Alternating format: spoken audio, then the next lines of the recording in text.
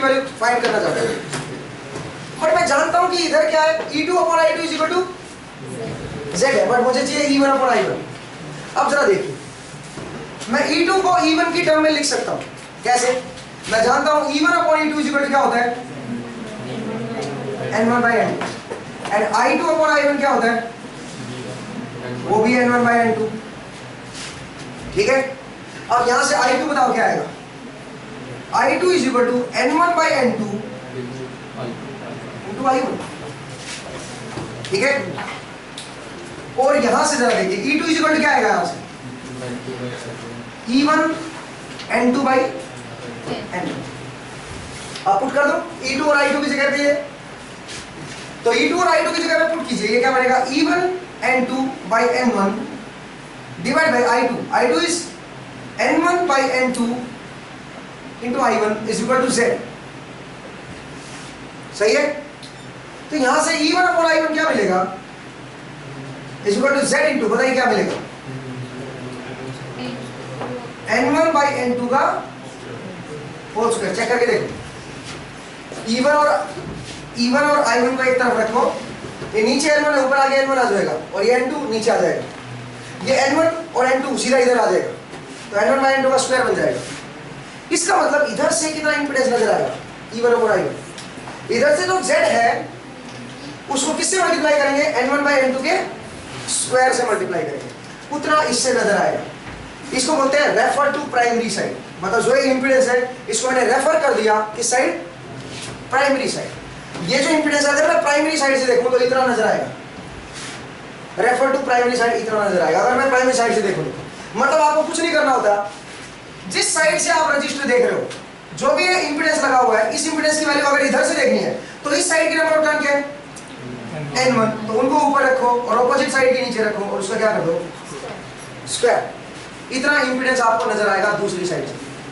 अब ये बड़ी इंटरेस्टिंग प्रॉपर्टी है इसकी, ट्रांसफार्मर की बहुत ही बढ़िया प्रॉपर्टी है। जरा देखिए कैसे, मेरे साथ एक बार एक प्रैक्टिकल प्रॉब्लम आई, मैंने उसको इस प्रॉब्लम से इसकी हेल्प से सोल्व किया।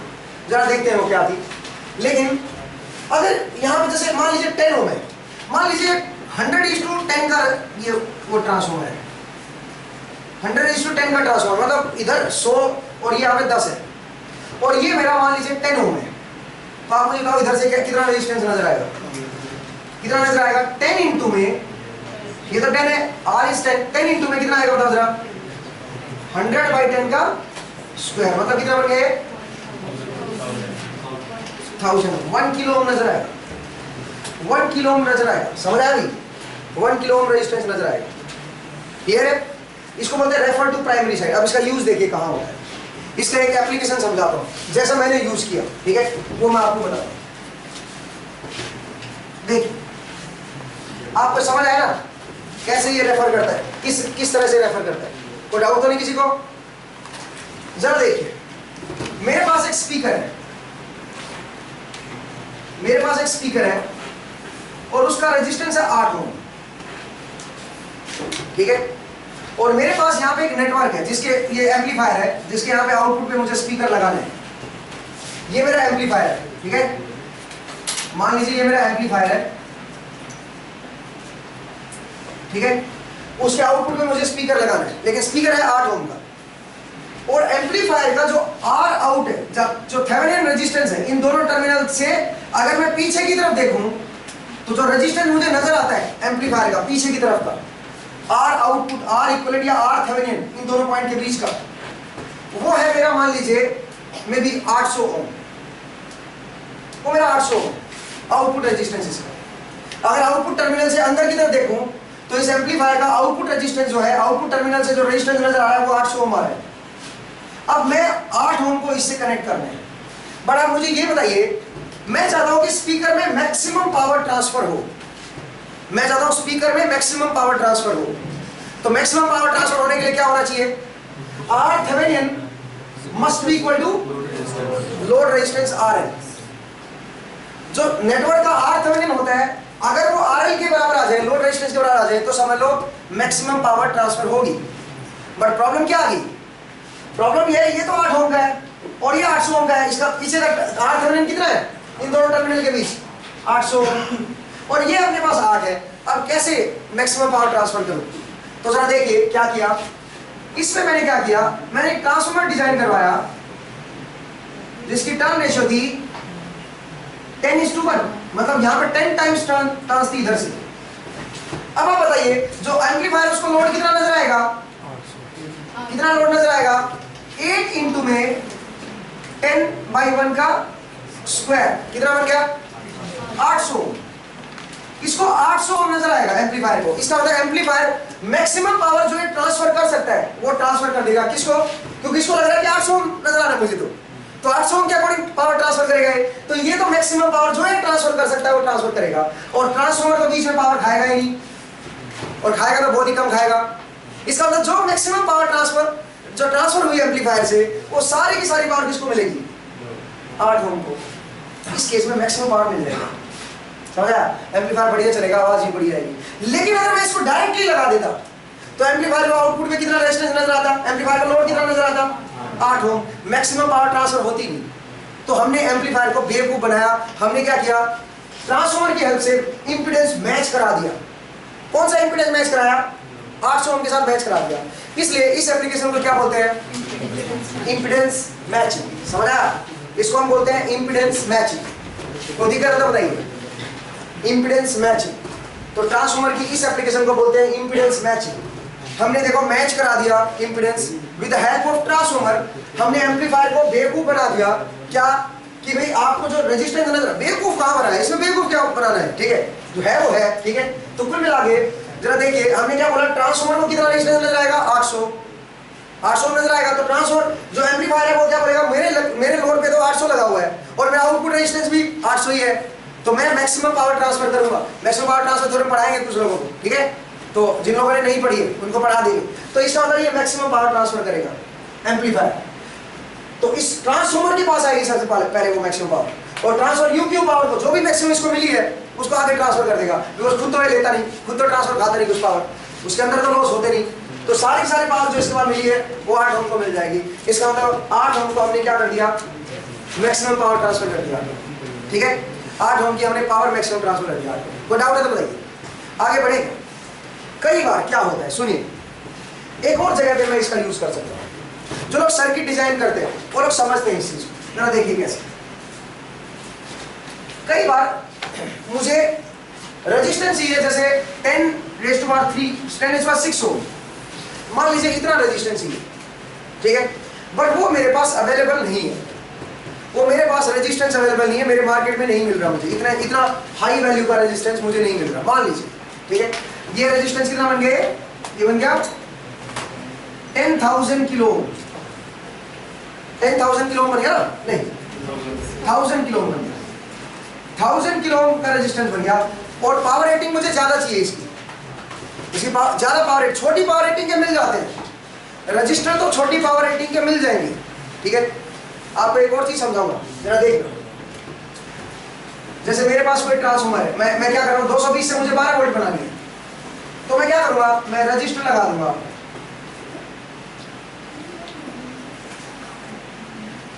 220 वोल्ट और रजिस्टर R1 और R2 का ऐसे सेलेक्ट करूंगा सच दैट इन दोनों के बीच क्या वोल्टेज आ जाए? 12 वोल्ट। बना सकता हूं सर्किट में ऐसा। भाई R1 और R2 का ऐसे सेलेक्ट करो कि यहां की इसके अक्रॉस जो वोल्टेज आएगी वो 12 वोल्ट आ जाए। बना सकता हूं। फिर ट्रांसफॉर्मर की क्या जरूरत पड़ी? तो बढ़िया। और चलो कितना रेजिस्टेंस चाहिए बताइए आप कितना रेजिस्टेंस? इसको चलो मैं सेलेक्ट कर लेता हूं, मे बी 10 ओम। तो ये कितना होना चाहिए बताओ कितना होना चाहिए? 10 ओम या 100 ओम लगा लो। ये अगर 100 ओम है, चलो 12 मत लगाओ, 50 वोल्ट लगा लो। 220 से 50 वोल्ट चाहिए, तो ये 100 ओम लगा दिया, और ये कितना लगा दिया? 110 चाहिए। चलो 110 वोल्ट चाहिए, आसान ले लेते ना। तो ये 100 ओम लगा दो, ये भी कितना लगा दो? 100, इजीली। ठीक है, मैं स्टेप डाउन कर रहा हूं 220 से 110। मैंने क्या किया? मैंने रजिस्टर लगा दिया सिंपली। इसमें क्या गलती है बताओ? सर्किट तो बढ़िया है, एकदम बढ़िया काम करेगा। तो जब मैं स्टेप डाउन कर सकता हूं रजिस्टर से, तो रजिस्टर खरीद लो मार्केट से, क्या दिक्कत है?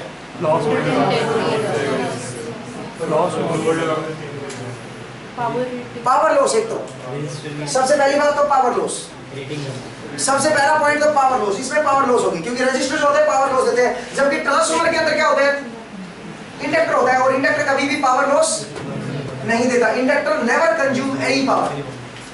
सबसे पहली बढ़िया बात तो ये पोटेंशियोमीटर बोलते हैं इसको, रियोस्टेट पोटेंशियोमीटर, ठीक है। तो बेसिकली मैंने इस पॉइंट को यहाँ पे रखा है, यहाँ पे 100 ओम, यहाँ पे 100 ओम, 220 से कितना दे देगा 110। बट मैंने बोला कि इस सर्किट के अंदर पावर लॉस होगी, ठीक है, 200 110 दे देगा, बट पावर लॉस होगी इसके अंदर। तो सबसे पहला पॉइंट ये। फिर आप बोलोगे कोई बात नहीं जी, मेरे पास करोड़ों रुपए है, मैं पावर लॉस झेल लूंगा, ठीक है, मुझे पावर लॉस कोई फर्क नहीं डाल रही, मेरे जेब में ढेर सारे पैसे, मैं टेंशन नहीं ले रहा। पावर लॉस हो रही है, बिल ज्यादा आ रहा है, आने दो, कोई दिक्कत नहीं, गर्मी जो आ रही है उसको मैं कूल कर लूंगा, ठीक है। एक और प्रॉब्लम है, जरा देखिए, फिलहाल नो लोड पे यहाँ की वोल्टेज कितनी है 110। मान लीजिए मैंने लोड लगाया और वो 100 ओम का ही लोड लगा दिया, अब बताओ इन दोनों टर्मिनल के बीच की वोल्टेज क्या आएगी? अब कितनी वोल्टेज आएगी? 100 और 100 पैरेलल आ गए, तो ये कितना बन गया 50, और ये कितना है 100, तो करंट कितना आएगा पहले तो ये बताओ, करंट कितना आएगा? 100 ये और 50 ये, 150 ओम हो गया, नेट इक्विवेलेंट रेजिस्टेंस 150 ओम हो गया, तो करंट कितना आएगा? 220 डिवाइड बाई 150 ओम। बताओ कितना करंट आया यहाँ से, कितना आया बताओ करंट? 1.46 एम्पियर, 1.46 यहाँ तक आया। अब बराबर बराबर डिवाइड हो गया, इधर कितना आया? 1.46 का 0.73 एम्पियर। तो बताओ वोल्टेज कितनी है इसके अक्रॉस? 73। अब यहाँ पे 73 वोल्ट हो जाएगी, जबकि हमें चाहिए कितनी थी? तो 110 वोल्ट चाहिए। और लोड चलो 100 लगाया तब 73 है, 200 लगा दो तो और अलग आएगी वोल्टेज। अकॉर्डिंग टू लोड यहाँ की वोल्टेज क्या हो रही है? वेरी कर रही है। सबसे बड़ी प्रॉब्लम है ये, सबसे बड़ी प्रॉब्लम क्या है? लोड के अकॉर्डिंग यहाँ की वोल्टेज वेरी कर रही है, जबकि ट्रांसफार्मर में यहाँ की वोल्टेज लोड के अकॉर्डिंग वेरी नहीं करती, बिकॉज ये वोल्टेज फ्लक्स से आती है, समझा? बिकॉज फ्लक्स ये वोल्टेज पैदा करता है। ट्रांसफार्मर में ये अच्छी बात है, जबकि यहाँ पे क्या प्रॉब्लम है? यहाँ पे अगर आपने अलग ओम का रजिस्टर लगाया तो अलग वोल्टेज आएगी, 100 ओम का लगाया तो 73 वोल्ट आ रही है, 200 ओम का लगाओ तो अलग वोल्टेज आएगी, डिफरेंट लोड पे डिफरेंट वोल्टेज आएगी। गलत कंसेप्ट बन गया, कहानी खराब होगी। दूसरी बात आइसोलेशन, उन्होंने पीछे किसी ने बोला आइसोलेशन, ठीक है, हाँ बिल्कुल सही है, आइसोलेट है ये सेकेंडरी को नहीं पता कि प्राइमरी कहाँ है, उसको तो बस फ्लक्स से लेना देना है। वो बोल रहा है कि मुझे मेरे पास फ्लक्स आ रहा है, मुझे नहीं लेना देना भाई प्राइमरी कहाँ रखी हुई है, साइड में रखी हुई है कि 200 किलोमीटर दूर रखी हुई है, मुझे कोई लेना देना, आइसोलेटेड है वो, ठीक है। लेकिन यहाँ पे सेकेंडरी साइड प्राइमरी से वाया कनेक्शन हो रखा है ना, वाया समथिंग कनेक्टेड है, नहीं समझे? आइसोलेटेड नहीं है, समझा?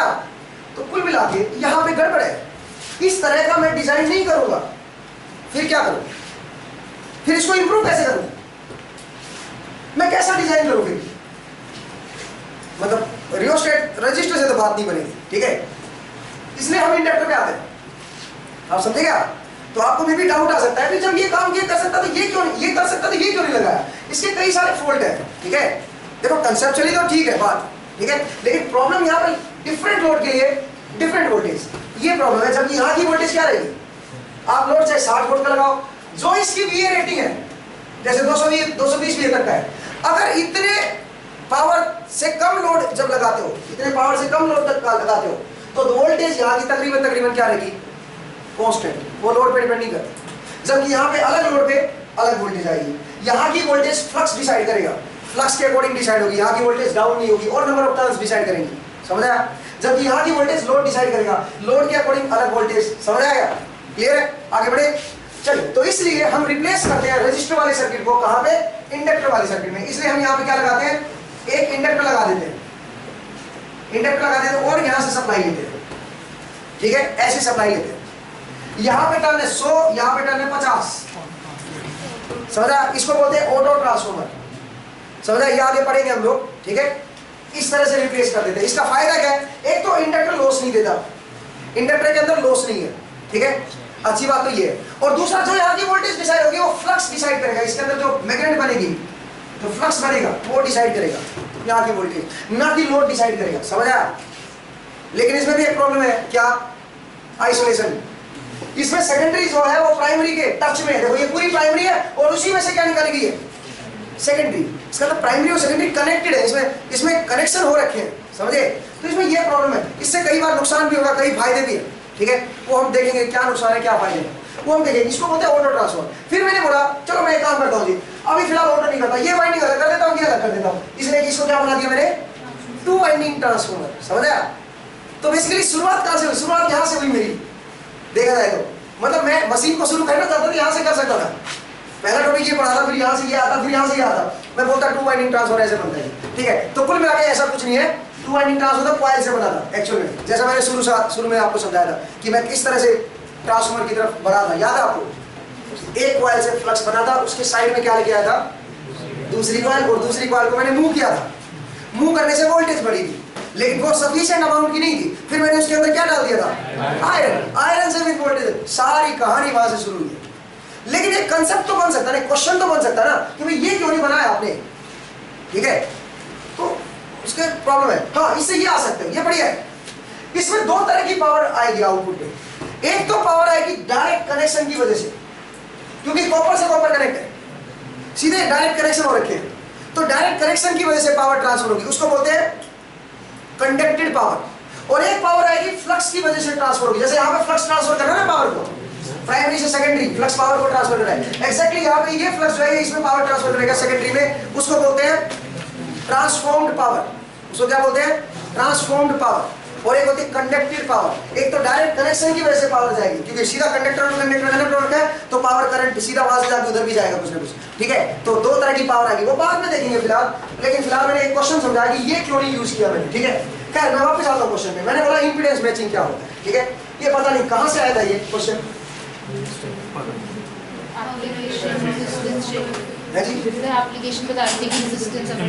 नहीं वो अचानक से वो बन गया, बस ऐसे दिमाग में आ गया क्वेश्चन कि ये क्यों नहीं है, ठीक है। वो पता नहीं मैंने क्यों समझा दिया, लेकिन चलो ठीक है। फिलहाल वापस आते हैं। क्वेश्चन मेरा क्या था, इंपीडेंस मैचिंग समझाना था। मैंने बोला जरा देखिए भाई, सुनिए, सुन लो यार। एक तो आपको दुनिया समझा रहे हैं, है ना, और फिर आप बात मार रहे हो पीछे। प्राइसलेस चीजें, ठीक है, समझ लो, ठीक है। खासकर इलेक्ट्रिकल में कुछ करना है तो, बिकॉज मैं एप्लीकेशन बेस्ड पढ़ा रहा हूँ आपको, ठीक है। मैं आपको गेट के अकॉर्डिंग नहीं पढ़ा रहा हूँ, सही बताऊँ तो, ठीक है। वो उसी का पार्ट है। मैं जब पढ़ता था खुद, मैं भी ऐसे ही पढ़ता था। मैं कोई तैयारी नहीं की, सच बताऊँ तो। मैं कभी कोई एग्जाम के लिए नहीं पढ़ा कि चलो मैं कोई एग्जाम का प्रिपेयर कर रहा हूँ, उस तरह से पढ़ूँ। अगर उस तरह से पढ़ रहा तो मैं भी कॉपी खोल के आपको वैसे ही फॉर्मूला वाइज पढ़ा रहा होता कि इस टॉपिक के बाद ये, इस टॉपिक के बाद ये। मैं रिक्वायरमेंट के अकॉर्डिंग पढ़ा रहा हूँ। मेरी क्या रिक्वायरमेंट है, मेरी प्रॉब्लम क्या आ रही है और उसका सोल्यूशन क्या है, और उसके अकॉर्डिंग मेरे कंसेप्ट भी नए नए बनते जा रहे हैं। तो ये सबसे इंटरेस्टिंग वे है पढ़ने का, ठीक है। तो इस तरह से अगर आप पढ़ते हो एप्लीकेशन बेस्ड, तो आपकी बहुत सारी चीजें, आप ऐसे होल देखते हो चीजों को, ठीक है। आप पूरे पावर सिस्टम को समझोगे धीरे धीरे।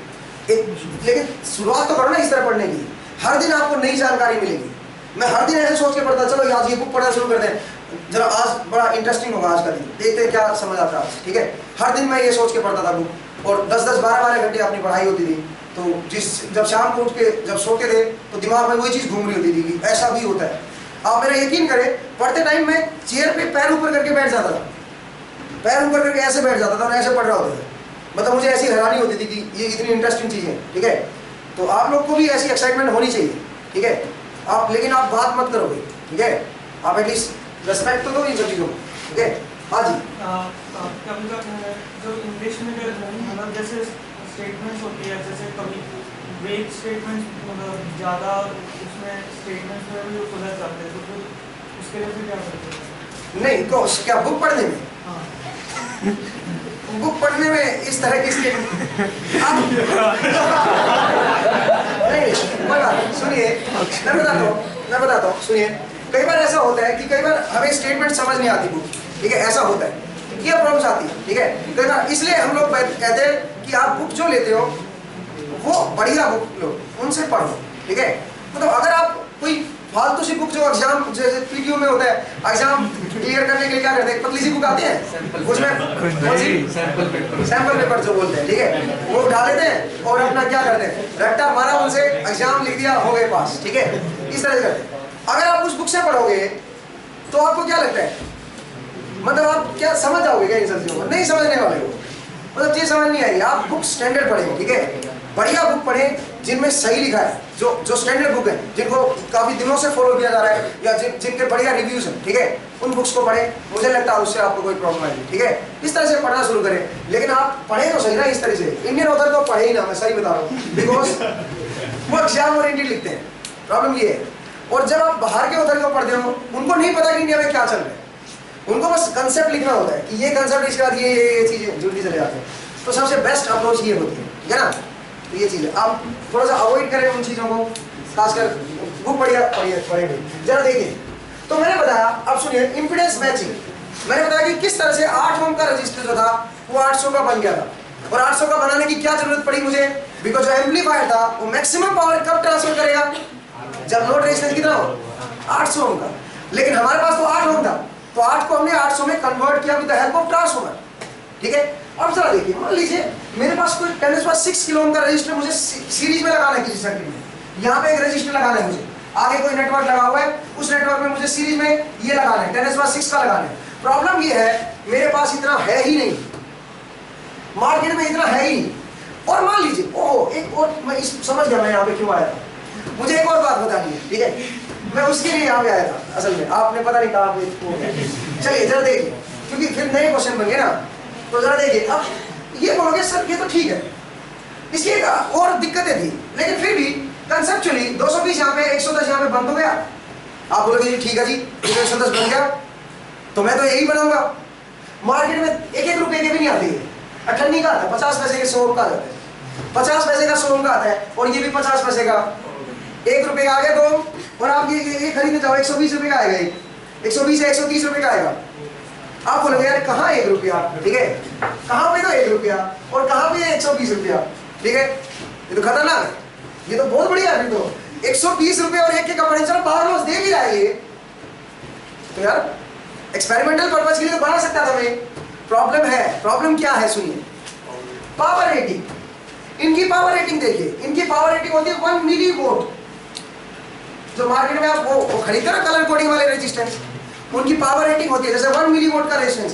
इसका क्या मतलब है, मैक्सिमम पावर इसके अंदर से जो ट्रांसफर हो सकती है वो इतनी हो सकती है, इससे ज्यादा नहीं होनी चाहिए।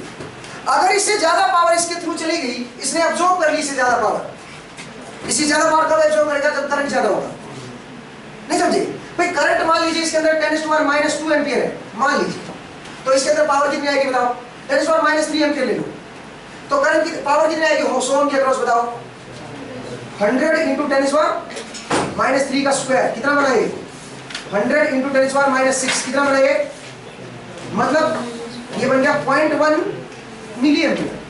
0.1 मिली एम्पियर आएगा, नहीं मिली वोल्ट, 0.1 मिली वोट आएगा, ठीक है, 0.1 मिली वोट आएगा। और मान लीजिए 0.1 मिली वोट की इसकी रेटिंग है, 0.1 मिली वोट की इसकी रेटिंग है। रेटिंग का क्या मतलब होता है, रजिस्टर की रेटिंग इतनी मिली वोट है, इसका मतलब है कि मैक्सिमम इतनी पावर को झेल सकता है, इतनी हीट दोगे तो झेल सकता है। अगर आपने इससे ज्यादा हीट पैदा कर दी इसके अंदर तो ये उड़ जाएगा, ये जल जाएगा। इसका मतलब कितना करंट जा सकता है इस पावर के लिए, 10⁻³ एम्पियर। इससे अगर ज्यादा करंट अगर आपने ड्रॉ कर लिया तो ये खराब हो जाएगा। और जब मैं लोड लगाऊंगा तो लोड अभी अभी देखा आपने, थोड़ा सा भी लोड लगा दोगे 100 ओम का भी, वो भी कितना करंट लेगा, 1.46 एम्पियर। अभी तो निकाला था हमने, 100 ओम लगाया था तब, और 1.46 पे इसकी क्या हालत होने वाली है, I²R बताओ इसमें क्या कितनी वोट आएगी, कितनी पावर ये कंज्यूम करेगा, और वो कंज्यूम पावर जो होगी वो हीट की फॉर्म में निकलेगी। और कितने हीट को झेल सकता है, 0.1 मिली वोट तक की हीट को झेल सकता है। इसका मतलब प्रॉब्लम है इसकी पावर रेटिंग, इसकी पावर रेटिंग बहुत कम है। अगर मैं लगा भी दूंगा ये सर्किट, थ्योरेटिकली करेक्ट है, प्रैक्टिकली जब आप आओगे पावर रेटिंग में फंस जाओगे, पावर रेटिंग उड़ा देगा सब कुछ, समझ आया। पावर रेटिंग इनकी सफिशिएंट अमाउंट की होनी चाहिए। अगर आप ये सर्किट लगा भी रहे हो तो पावर रेटिंग कितनी होनी चाहिए, कम से कम 100 वाट तो खर्च करेंगे, कम से कम 100 वाट से तो ज्यादा होना चाहिए, 100 वाट से तो ज्यादा होना चाहिए कि 100 वाट से ज्यादा हीट एब्जॉर्ब कर सके। क्योंकि देखो ना 1.46 पे कितनी आएगी, I²R क्रॉस 100 से तो ज्यादा ही आएगी, बल्कि तो कम से कम 200 वाट का रेजिस्टेंस होना चाहिए। और 200 वाट का रेजिस्टेंस खरीदने जाओ जरा, मिलेगा ही नहीं। पहली बात तो 100 ओम का 200 वाट का मिलेगा कि सब कुछ मिल सकता है मार्केट में, मिलेगा तो फिर बंदा बोलेगा पैसे दो जी, एक्स्ट्रा पैसे दो। कितने पैसे, 400 रुपये तो इसी के ले लेगा और 400 इसके, कितने बन गए? और ये कितने का? कौन सा फायदे में है? ऊपर वाला। अच्छा दूसरी बात, चलो मिल भी गया तो क्या उखाड़ लोगे? 200 यहाँ पे, 200 वोल्ट का यहाँ पे मिल गया, 100 ओम का 200 वोल्ट का यहाँ पे मिल गया, फिर लोड लगाओ जरा, लोड लगाते यहाँ की वोल्टेज कम हो गई, वेरी कर गई। अब क्या करोगे? आपने कहा चाहिए थी 110, लेकिन नोट लगाने से 110 वोल्टेज गायब हो गई, समझे? फिर से एक नई प्रॉब्लम। इसका मतलब इसमें तो कई सारी प्रॉब्लम है इस सर्किट में, इसलिए हम लोग इंडक्टर का यूज करते हैं, ठीक है? इसलिए हम लोग वायर का इस तरह का यूज करते हैं, समझ आया? अब जरा देखिए, यहाँ पे मेरे पास एक रजिस्टर है 10⁻⁶, इसका मतलब 1000 किलो ओम का है। अब 1000 किलो ओम का रजिस्टर मार्केट में 1000 किलो ओम का मिल जाएगा आपको, बट प्रॉब्लम क्या है? प्रॉब्लम है मुझे इसकी पावर रेटिंग ज्यादा चाहिए, मुझे ज्यादा पावर रेटिंग का चाहिए, मैं चाहता हूं ये पावर रेटिंग इसकी ज्यादा हो, ठीक है? अब यहां पे प्रॉब्लम आई, वो नहीं मिलने वाला मुझे मार्केट में, ठीक है? अब मैं क्या करूं? मार्केट में मेरे पास 10⁻⁶ ओम का, जैसे मान लीजिए मुझे चाहिए 10 वोल्ट का, मान लीजिए कम से कम 10 वोल्ट की पावर रेटिंग वाला चाहिए, कम से कम 10 वोल्ट को ये झेल जाए, इतना चाहिए। और कितने ओम का? 10⁻⁶ ओम का, इतनी बड़ी ओम का और इतने वोल्ट की रेटिंग वाला मुझे मार्केट में नहीं मिलेगा। 10 वोल्ट या 100 वोल्ट ले लो, 100 वोल्ट झेल सके, इतना मुझे पावर रेटिंग का चाहिए 10⁻⁶ किलो ओम का, तो मुझे मार्केट में नहीं, मार्केट में अगर आप इलेक्ट्रॉनिक्स मार्केट में जाएंगे तो वो बोलेंगे जी इतने ओम के तो रजिस्टर है हमारे पास, कलर कोडिंग वाले मिल जाएंगे आपको 1000 किलो ओम के, पर उनकी जो पावर रेटिंग होगी वो मिली वोल्ट या 1 वोल्ट, इतने 2 वोल्ट इतने तक की होती है, उससे ज़्यादा नहीं होती।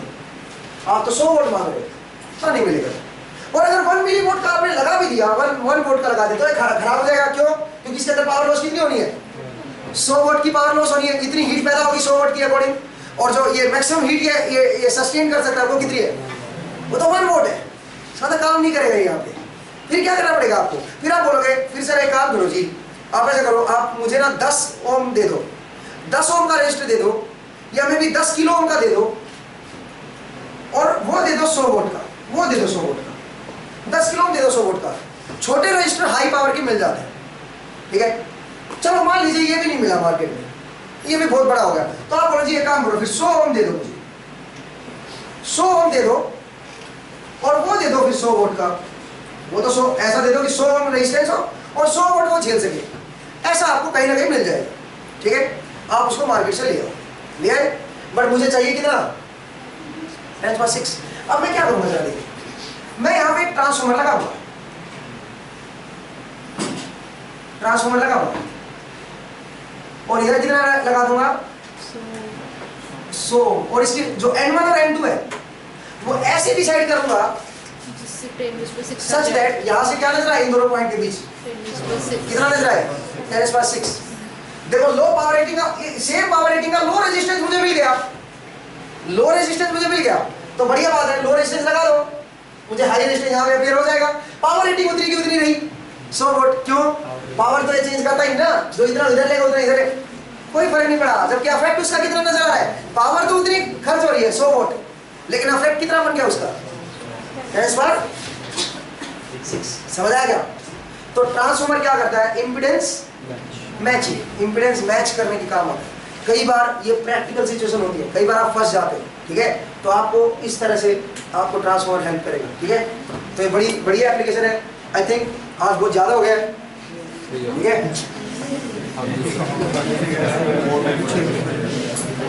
ठीक है भाई, आज के लिए इतना ही करते हैं।